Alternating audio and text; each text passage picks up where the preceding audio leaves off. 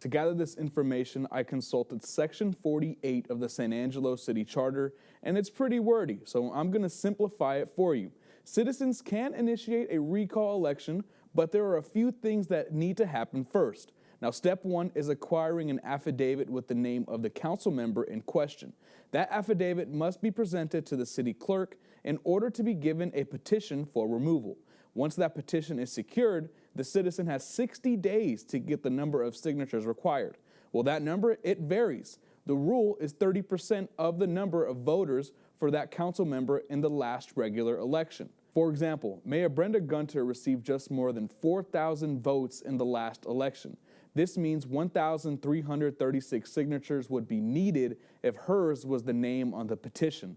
However, if a seat with lower voter turnout were in question, let's take Councilmember Tom Thompson, for example, only 128 signatures would be needed.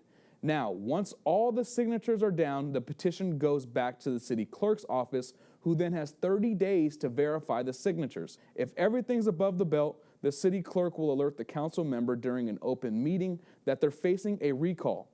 After a 15-day period, if that member hasn't resigned, a date for a recall election would be scheduled 30 to 90 days from the time the council member was notified.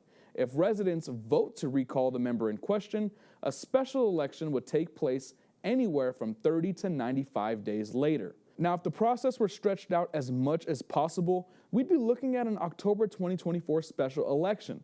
And by the way, the cost of the last 3 elections average at nearly $27,000. So that's a good indicator of what this recall would cost taxpayers. In studio, I'm Damien Bartonek.